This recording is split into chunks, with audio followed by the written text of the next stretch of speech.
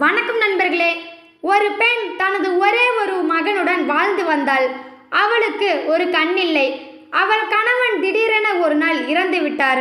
கணவரின் இறப்பிற்கு பிறகு அவளது வாழ்வின் ஒவ்வொரு நொடியும் தன் மகனின் எதிர்கால வாழ்வை குறித்த சிந்தனையாகவே இருந்தது. தன்னிடம் இருந்த சொத்துக்களில் ஒரு பகுதியை விற்று மகனை ஒரு நல்ல பள்ளியில் சேர்த்தாள்.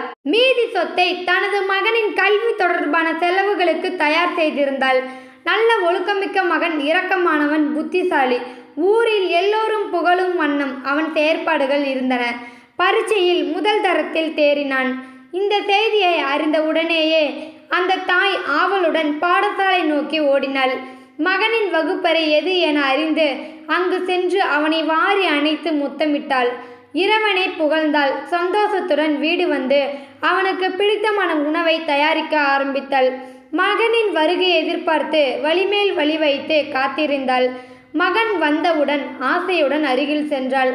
ஆனால் மகன் முகத்தை திருப்பிக் கொண்டான். தாயுடன் பேசவில்லை. நேராக அறைக்குள் சென்று படுத்து விட்டான். அவளுக்கு ஒன்றும் புரியவில்லை. பதற்றத்துடன் ஓடி சென்று என்னவென்றால் கவலையுடன் மகன் சொன்னான், "நீ ஏன் என் பள்ளிக்கு வந்தாய்? அங்கு அழகான பணக்காரர்கள் மட்டுமே வருவார்கள். நீயோ ஒரு குருடி. என் நண்பர்கள் என்னை குருடியின் மகன் என கூப்பிடுகின்றனர். இது பெரிய அவமானமாய் இருக்கு எனக்கு. இதன் பின்னர் நீ என் பள்ளிக்கூடம் பக்கமே வராதே" என கத்தினான் கோபமாக. அதிர்ந்து போனாள் தாய். ஆனாலும் மகனின் சந்தோஷம் கருதி இனி அவ்வாறு நடக்காது என சத்தியம் பண்ணாள். இப்போது அவனது சுபாவம் மேலும் மாறுபட ஆரம்பித்தது. தன்னை தேடி வரும் நண்பர்கள் முன் வரவேண்டாம் என தாயை எச்சரித்தான். அவள் கண்கலங்க சரி என்றாள். பின்னர் சில நாட்கள் சென்ற பின் தனக்கு குருடியுடன் இருப்பது வெட்கம் என்றும் தான் ஹாஸ்டலில் தங்கி படிப்பதாக சொன்னான். ஒரு நாள் வீட்டை விட்டே சென்று விட்டான். அவள் கதறி துடித்தாள். தினமும் தன் மகனை நினைத்து இறுதி பரீட்சையில் தேர்ச்சி பெற்று மருத்துவக் கல்லூரிக்கு மகன் தேர்வானது அவளுக்கு தெரிய வந்தது. தலைநகர் சென்று படிக்க வேண்டும். நிறைய செலவாகும். அது மீதமிருந்த அனைத்து சொத்துக்களையும் விற்று மகனுக்கு கொடுத்து அனுப்பினாள். 5 வருடங்கள் பறந்து சென்றன. இப்போது அவளது மகன் ஒரு டாக்டர். அவனை பார்க்க ஆசையாய் இருந்தாள். பல முறை முயற்சி செய்தும் அவனை பார்க்க முடியவில்லை. அவன் அனுமதிக்கவும் இல்லை. ஒரு கடிதம் மகனிடமிருந்து வந்தது. அதில், "அம்மா, நான் இப்போது இந்த நாட்டில் உள்ள மிக சிறந்த டாக்டர்களில் ஒருவன். எனக்கும் ஒரு செல்வந்தரின் மகளுக்கும் திருமணம் நடக்க உள்ளது. அவளும் ஒரு டாக்டர். உன்னை போல் குருடியின் மகன் டாக்டர் என தெரிந்தால் என் திருமணமும் கௌரவமும் பாதிப்படையும். அதனால் நான் இந்த நாட்டை விட்டும் உன் பார்வையை விட்டும் கண்காணாத தேசம் செல்கிறேன். இனி என்னை தேடாதே." இதுதான் அந்த கடிதத்தின் வரிகள். துடித்து போனாள் தாய். சில வருடங்கள் கடந்தன. முதுமையும் வறுமையும் அவளது ஒற்றை கண்ணுமே அவளிடம் எஞ்சியிருந்த சொத்துக்கள். பசி காரணமாக ஒரு பணக்கார வீட்டில் உணவுக்காக வேலை செய்து வந்தாள் அந்த தாய். அந்த வீட்டின் எஜமானி இளம் வயது பெண். நல்ல இலகிய குணம் படைத்தவள். அவளும் ஒரு டாக்டராகவே இருந்தாள். இந்த தாயை தனது தாயாக நேசித்து போஷித்து வந்தாள். எல்லாம் நன்றாகவே நடந்தது. அந்த எஜமானியின் கணவன் அமெரிக்காவில் இருந்து திரும்பி வந்தான். தனது எஜமானியின் கணவர் வருகிறார் என்பதால் வாய்க்கு ருசியாக நல்ல உணவுகளை தயார்படுத்தி வைத்திருந்தாள் அந்த வேலைக்காரியான குருட்டுத்தாய். வீடு வந்த அவளது கணவன் சாப்பிட அமர்ந்தான். உணவை இளம் மனைவி பரிமாற ஆசையாக சாப்பிட்டான். திடீரென அவன் முகம் மாறியது. டக்கென்று திரும்பி பார்த்தான். தன் மனைவியின் முகத்தை பார்த்து கேட்டான், "இதனை நீதான் சமைத்தாயா?" என்று. மனைவி குழப்பத்துடன் இல்லையே என்றாள். "அப்படியானால் யார் சமைத்தது?" என்றான். "வீட்டு வேலைக்காரி சமைத்தாள்" என்றாள் மனைவி. உடனே எழுந்து அவன் அடுப்படிக்கு சென்று எட்டி பார்த்தான். உள்ளே அவனது குருட்டுத்தாய். அதிர்ந்து போனான். இவள் இன்னும் உயிரோடு இருக்கிறாளா என்று ஆத்திரமும் வெறுப்பும் அவன் மூளையை ஆட்டிவித்தது. அந்த தாய்க்கோ என் மருமகளா என் எஜமானி என்றும் தன் மகனை கண்ட சந்தோஷமும் மகிழ்ச்சியும் அந்த தாயின் இதயத்தை நிரப்பின. உணர்ச்சிகளால் இருவருமே பேசவில்லை.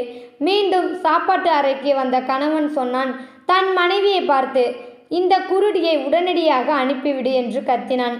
அவன் சத்தம் அடுப்படியில் நின்ற அந்த அபலை தாயின் இதயத்தில் முட்டி மோதி நின்றது. துவண்டு போனாள். வாழ்க்கையை இதற்கு பிறகும் வாழ வேண்டுமா என எண்ணி அழுதாள்.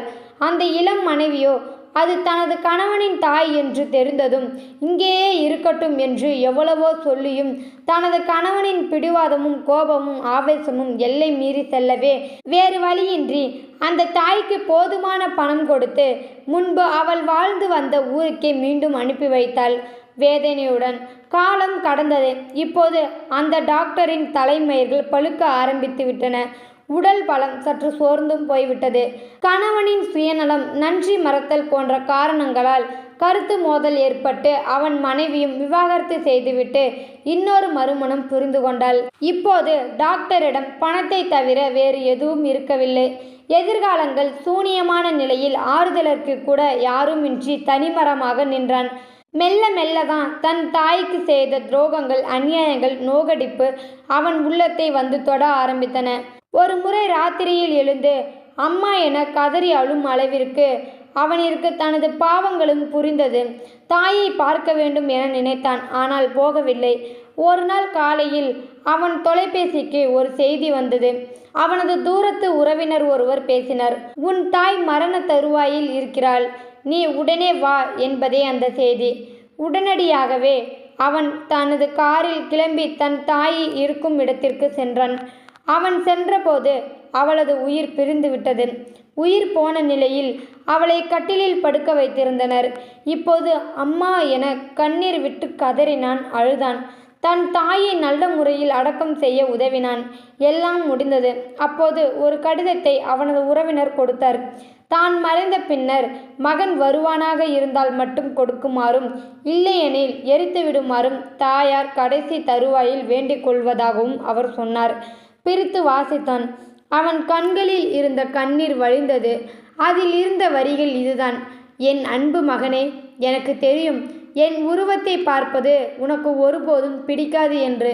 அதனாலேயே எனது மரணத்திற்கு பின்னர் நீ வந்தால் மட்டும் இதனை கொடுக்கும்படி சொன்னேன். மற்றபடி எனது அன்பு என்றும் மாறாதது. அது இறைவனிற்கு மட்டுமே தெரிந்த விஷயம். மகனே, நான் ஒரு குருடிதான். உன் தாய் குருடியாக இருந்திருக்க கூடாதான். எனக்கு உன் உள்ளம் புரிகிறது. உன் உணர்வுகளை நான் பெரிதும் மதிக்கிறேன். நான் ஒரு நாளும் உன்னை சபித்ததோ கோபப்பட்டதோ கிடையாது. உன் அப்பா இறந்தவுடன் எனக்கு ஒரு வாழ்க்கை வேண்டும் என்றிருந்தால் நான் இன்னொரு திருமணம் முடிந்து நன்றாக வாழ்ந்திருப்பேன். ஆனால் நான் உனக்காகவே நான் வாழ்ந்தேன். அதை நீ புரிந்து கொள்ளாமல் போய்விட்டாயே. மகனே, உனக்கு தெரியுமா நான் ஏன் குருடியானேன் என்று? அப்போது உனக்கு சின்ன வயசு. சாலை ஓரத்தில் நீ விளையாடி கொண்டிருந்தாய். ஏதோ ஒருவித பொருள் உன் கண்களில் பட்டு உனக்கு ஒரு கண் குருடாகிவிட்டது. டாக்டர்கள் இன்னொரு வெண்படலம் இருந்தால் மட்டுமே உனக்கு பார்வையை கிடைக்க வைக்கலாம் என்றார். என்ன செய்வதென்று தெரியவில்லை. நேரமும் போதாது.